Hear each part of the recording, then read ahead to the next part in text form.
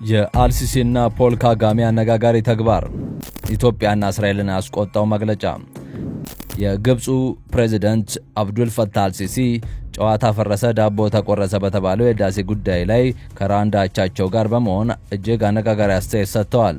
የዳሴ ግድብ እጅግ በርካታ ዋጋ ተከፍሎበት ከተጠናቀቀና እጅግ በርካታ የሀገር መሪዎች በተገኙበት ከተመረቀ በኋላ የግብፅ መንፈራገጥ እና መላላጥ ካልሆነ በስተቀር ለምን ይጠቅማል የሚል አስተያየት የሰጠው ነው። ለመሆኑ የግብፅ ፕሬዝዳንት የዳሴ ግድቡን በተመለከተ ምን አነጋጋሪ ሐሳቦችን አነሱ? እስራኤልን ያስቆጣው ንግግራቸውስ ለምን አነጋጋሪ ሆነ? በትንታኔው የምንመለከተው ይሆናል። ውድ የሁሉ ዴይሊ ቤተሰቦቻችን እንደምን አላችሁ? ቻናሉን ሰብስክራይብ፣ ቪዲዮውን ላይክ ያደረጋችሁ እስከ ጥንቅራችን ፍጻሜ ድረስ አብራችሁን ቆዩ። ታላቅ የኢንቨስትመንት እድል የህልሞ ቤት በቦሌ ደንበል። ታዋቂው ቪስኮ ሪል ስቴት ያለቁ ዲፕሎማቲክ አፓርትመንቶችን በሚያስገርም ቅናሽ ይዞ መጥቷል። ሰሚ ፊኒሽድና ሙሉ በሙሉ ያለቁ ፉል ፊኒሽድ አፓርትመንቶችን በአዲስ አበባ መሃል በቦሌ ደንበል የራሱ የሆኑ ዲጂታል ካርታ ያላቸው በጥራት የተሰሩና ሰፊ ክፍሎች ያሏቸው ቤቶች ሆኑ ለውስን ቀናት ብቻ የባል ቅናሽ አዘጋጅተናል። የ153 እና 167 ካሬ ሜትር ቤቶችን በ4.5 ሚሊዮን ብር ቅናሽ 25% ቅድመ ክፍያ በመክፈል የቤት ባለቤት መሆን ይችላሉ። ቀሪውን እስከ 2 ዓመት እየኖሩበት ወይም አከራይተው መክፈል ይችላሉ። ቢኖሩበት በምቾት ቢያከራዩት ለዲፕሎማቶች በዶላር መልሰው ቢሸጡ ደግሞ ከፍተኛ ትርፍ ያገኛሉ። አፓርትመንታችን ሰፊ ሎቢ፣ የቆሻሻ ማስወገጃ ቦታ፣ የደህንነት ካሜራዎች፣ በቂ የመኪና ማቆሚያ እና የመሰብሰቢያ አዳራሽ ያለው ሰፊ ቴራስ ይዟል። የህልሞ ቤት ዛሬውኑ ይጠብቆታል። ለበለጠ መረጃ በ0985 51 8379 ወይም በ0972 46 9774 ይደውሉ። ቪስኮ ሪል ስቴት። የግብፁ ፕሬዝዳንት አብዱል ፈታህ አልሲሲ ከሩዋንዳው ፕሬዝዳንት ፖል ካጋሜ ጋር በካይሮ በሰጡት የጋራ ጋዜጣዊ መግለጫ ላይ አደገኛ ንግግር መናገራቸው ተሰምቷል። የግብፅ ፕሬዝዳንት አብዱል ፈታህ አልሲሲ የናይል ወንዝ ለግብፅ የህልውና ጉዳይ መሆኑና ካይሮ ውሃ መብቷን የሚደርሰውን ማንኛውም አይነት ጥሰት እንደምትበቀል አሳስበዋል። ፕሬዝዳንት አልሲሲ ግብፅ ከአባይ ተፋሰስ ሀገራት ጋር ወንዙን በጋራ በመሆን ለመምራትና የግድቡን ሁኔታ ለመቆጣጠር ዝግጁ መሆኗን ለመግለጽ ሞክረዋል። እንግዲህ ይህ አይነቱ አስተያየት ከግብፅ መሰማት የጀመረው ኢትዮጵያ የግድቡን ሁኔታ አጠናቃ ካስመረቀች በኋላ መሆኑ ግርምት ፈጥሯል። ግብፅ በግድቡ አሞላልና አሰራር ላይ አስገዳጅ ስምምነት ላይ ለመድረስ ከኢትዮጵያ ጋር 10 ዓመታትን ያክል ትግል ውስጥ ብትገባም አንዳችም ነገር ሳይሳካላት ቀርቶ ግድቡ ተጠናቋል። ግድቡ የአባይ ውሃ ድርሻ ሊቀንስ ይችላል የሚል ስጋት እንዳላት በተደጋጋሚ ስትገልጽ ቆይታለች። የግብፁ ፕሬዝዳንት አብዱል ፈታህ አልሲሲ ኢትዮጵያ የታችኛውን ተፋሰስ ሀገራት ያላካተተ ተናጠል ውሳኔ በመወሰን የህዳሴ ግድቡን ገንብታለች የሚል ሐሳብ ከዚሁ ሩዋንዳ ፕሬዝዳንት ጋር በሰጡት መግለጫ አንስተዋል። በውሃ እጥረት የምትሰቃየው ግብፅ 98% የሚሆነው የውሃ መጠን የምታገኘው ከአባይ ውሃ ነው። ግብፅ በአመት ከምታገኘው 55 ቢሊዮን ኪዩቢክ ሜትር የናይል ውሃ 85 በመሆን የሚመነጨው የኢትዮጵያ የአባይ ውሃ ነበር። አሁን ግን ኢትዮጵያ ግድብ በመገንባት የውሃ ድርሻችንን ቀንሳብናለች ሲሉም ተናግረዋል። ፕሬዝዳንቱ ለሩዋንዳ ትላልቅ ድጋፎችን ለማድረግ ዝግጁ መሆናቸውንና ግንኙነታቸውን ታሪካዊ ግንኙነት እንዳላቸውና የንግድና ልውውጥን በማሳደግ እንዲሁም የጋራ ኢንቨስትመንቶችን በማበረታታት ኢኮኖሚያዊ ትብብር ለማጠናከር ቁርጠኛ መሆናቸውን ገልጸዋል። በተቃራኒው ደግሞ የኢትዮጵያውያን የጋራ ጥረት የተሳካው ታላቁ የህዳሴ ግድብን ለቀጠናዊ ትስስር መጠናከር ለአፍሪካ የኢኮኖሚ እድገት ትልቅ መሰረት መሆኑን የተለያዩ ሀገራት አምባሳደሮች መግለጻቸው ይታወሳል። በኢትዮጵያ የባንግላዴሽ ወታደራዊ አታሼ ብርጋዴር ጀነራል ሻሪፍ ኢስላም እንደገለጹት የህዳሴ ግድቡ የተለያየ አስተሳሰብ፣ እምነትና ቋንቋና ሃይማኖት ያላቸው ኢትዮጵያውያን አንድ ላይ ሆነው ያሳኩት ትልቅ ድል መሆኑን ተናግረዋል። የህዳሴ ግድቡ ኢትዮጵያ በጠቅላይ ሚኒስትር አብይ አህመድ መሪነት ሌሎች ሜጋ ፕሮጀክቶችን በማሳካት ትልቅ አቅም እንዳላት እንደሚያሳይም ገልጸዋል። ግድቡ የኢትዮጵያ ኢንዱስትሪ ማልማት እና በማሳለጥ የኢኮኖሚ እድገትን በማፋጠን የዜጎች ህይወትን ለመቀየር መሰረት የሚጥል ከመሆኑ ባሻገር በቀጠናው ላይ ያለውን ዝቅተኛ የኤሌክትሪክ ኃይል አቅርቦት ያሻሽላል ብለዋል። በኢትዮጵያ የቡሩንዲ አምባሳደር ዊሊያም ኒያቲዌ በበኩላቸው የህዳሴ ግድቡ ኢትዮጵያ በወኔ በጋራ ጥረትና በአንድነት ያሳኩት ታላቅ ድል መሆኑን ገልጸዋል። የህዳሴ ግድብ የኢትዮጵያን ፕሮጀክት አመራር ብቃት የታየበት እንዲሁም ሀገራዊና አህጉራዊ ግብን ለማሳካት ጽኑ ፍላጎት በተግባር እየፈጸሙ እንደሚገኙ ለአፍሪካውያን ትምህርት የሰጡ በመሆኑን ጠቅሷል። ከዚህም ባለፈ አፍሪካውያን ተባብረን በመስራት የአህጉሪቱን መጻኢ ተስፋ ብሩህ በማድረግ እንደሚቻል ማረጋገጫ ቃል ኪዳናችን ነው ብለዋል። በኢትዮጵያ የናይጄሪያ ምክትል አምባሳደር ማክሲ ኦክቤዴ የህዳሴ ግድቡ ለቀጠናው ኃይል አቅርቦት አቅም እንደሚሆን ተናግረዋል። ኢትዮጵያ የተፈሰሱ ሀገራትን በኃይል ማስተሳሰር ሁሉንም ተጠቃሚ የማድረግ ትብብር እንደምታጠናክርም መግለጻቸው ኢዜአ ዘግቧል። የኬንያ ፓርላማ አፈ ጉባኤ ሞሰስ ዋታንጉላ ግብጽ በናይል ተፋሰስ የውሃ አጠቃቀም ዙሪያ ከኢትዮጵያ ጋር የገባችው ውዝግብ በርካታ ንግግር እንድትፈታ በኬንያና የግብጽ አምባሳደር ቴሄም ሆስኒ ጋር ዛሬ በተወያዩበት ወቅት ጠቅሰዋል። ውዝግቡ በዘላቂነት ሊፈታ የሚችለው በመግባባት መከባበር እና ሁሉንም ባለድርሻ አካላት በማካተት ብቻ ነው ያሉት ዋታንጉላ ግብጽ በኢትዮጵያ ለብቻ መተኮሯን በመተው ሁሉንም የተፋሰሱ ሀገራት በጠረጴዛ ዙሪያ ንግግር እንድትጋብዝ ጠይቀዋል።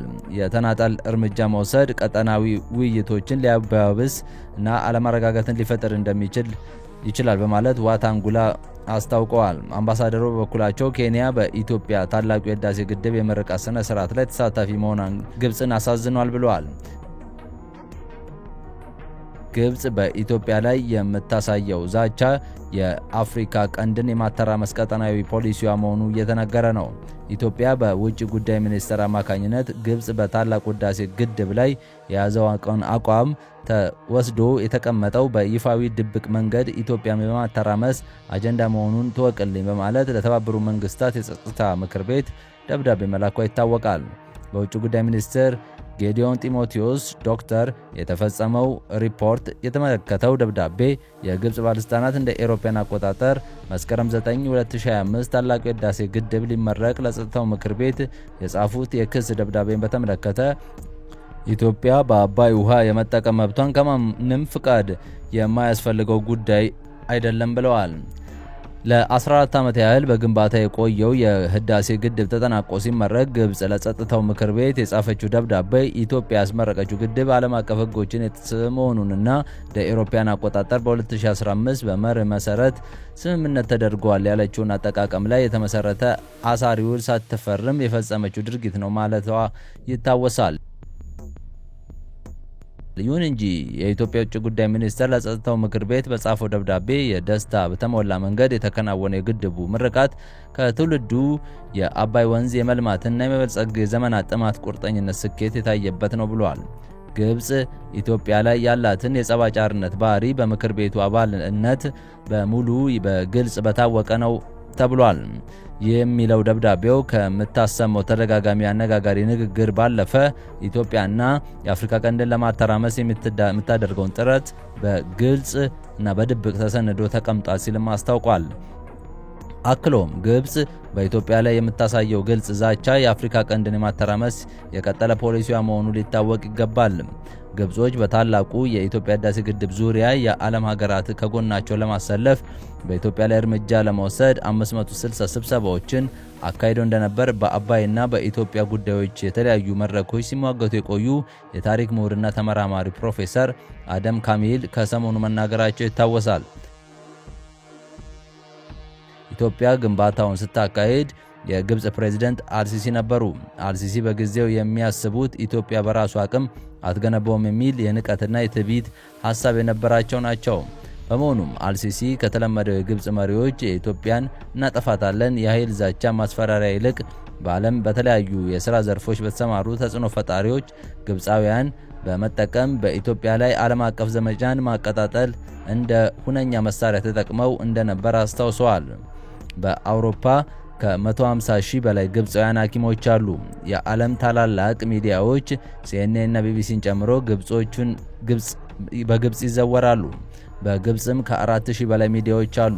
እንዲሁም 800,000 ግብፃውያን በዓለም አቀፍ ድርጅቶች ውስጥ ተቀጥረው ይሰራሉ። ይህ ምቹ ሁኔታን በመጠቀም አልሲሲ የኢትዮጵያን ግድብ ግንባታ ለማደናቀፍ ዓለም አቀፍ ዘመቻን በመጠቀም ምርጫ አድርገው መተግበራቸው ሁሉንም የተመለከተው እውነት ነው። በዚሁ ግብጽ በህዳሴ ግድብ ዙሪያ የዓለም ሀገራት ከጎና ለማሰለፍና በኢትዮጵያ ላይ እርምጃ ለመውሰድ 560 ጊዜ ስብሰባ አድርጋለች። 1850 ጊዜ በኢትዮጵያ ግድብ ላይ ሴራን የሚጠነስሱ ሴሚናሮችን አካሂደዋል። በተጨማሪም 220 ጽሑፎችን በአረበኛ ቋንቋ ተጽፈው በዓለም ተሰራጭተዋል። በዚህም የተነሳ ኢትዮጵያ ለጀመረችው የህዳሴ ግድብ ግንባታ ዓለም በሯን እንድትዘጋብን አደረጉ። ፕሬዝዳንት አልሲሲ ከሩዋንዳ አቻቸው ጋር ሆነው በጋራ በሰጡት መግለጫ ላይ ሌላው ያነሱት ጉዳይ የፍልስጤማውያን ጉዳይ ነበር። ፍልስጤማውያን ከጋዛ ከማስወጣት መሞከር ዋጋ እንደሚያስከፍል በመናገር ዛቻ መሰል ማስጠንቀቂያ ለእስራኤል ሰጥተዋል። ፍልስጤም የተለያዩ የአውሮፓ ሀገራት እየሰጡ ያለውን የሀገር ዕውቅና እንዲሁም በኒውዮርክ እየተካሄደ ያለው የሁለትዮሽ መንግስት መፍትሄ ኮንፈረንስ ውጤቱን በደስታ እንደተቀበሉ ገልጸዋል። ይህም በመካከለኛው ምስራቅ ዘላቃዊ ሰላምና መረጋጋት እንዲሰፍን ያደርጋል ሲሉም ተናግረዋል። የግብጽ ፕሬዝዳንቱ ሩዋንዳ በቅርብ ዓመታት ወዲህ በብሔራዊ መግባባትና ዘላቃዊነት ያስመዘገበችው ኢኮኖሚያዊ እድገትን በማድነቅ ልንተከተለው የሚገባ ሞዴል ነው ሲሉም ገልጸውታል። አልሲሲ የሩዋንዳን አቻቸው ኪጋሊ በቀጠናው ጉዳዮች ላይ ያላቸውን ሚዛናዊ አቋም አድንቀው ሩዋንዳ በናይል ተፋሰስ ውስጥ በመግባባት እንዲፈጠር ያለችውን ሚና አድንቀዋል። ወደ ሰፊው ቀጠናዊ ጉዳዮች ስንመለስ ግብጽ በምስራቅ ዲሞክራቲክ ሪፐብሊክ ኮንጎና በሱዳን ያለው ችግርን ለመፍታት የሚደረገውን ጥረት ጨምሮ በምስራቅ አፍሪካ ሰላምና መረጋጋትን ለመደገፍ ቁርጠኛ መሆኗን ተናግረዋል። የሩዋንዳው ፕሬዝዳንት ከጎናቸው ሆነው በሁለቱ ሀገራት መካከል እየተደረገ ያለውን የሁለትዮሽ ትብብር ሩዋንዳና ግብጽ እንደ ጠንካራ አጋር እንደሚመለከቱት አረጋግጠዋል። የተወደዳችሁ የቻናላችን ቤተሰቦች ለዛሬ ለእናንተ ይመጥናሉ ብታደምጧቸው ተተርፉበታላችሁ ብለን የመራረጥናቸውን ዕለታዊ መረጃዎች እስካሁን ያደመጧቸው ነበሩ። በተመሳሳይ ሀገራዊና አንኳር ጉዳዮች በአፍሪካ ቀንድና ቀጠናዊ ዓለም አቀፋዊ የጂኦፖለቲካ ወታደራዊ አነጋጋሪ ማህበራዊ ክስተቶችን ለከለ ተከታትለን በትኩሱ ይዘን እንደምናቀርብ እያሳወቅን የቻናሉ ቤተሰብ ካልሆናችሁ ሰብስክራይብ፣ ቪዲዮውን ላይክ እና ሼር በማድረግ ተደራሽነታችንን ታሰፉ ዘንድ አክብሮታዊ ግብዣችን ነው። ሰናይ ጊዜ ተመኘን።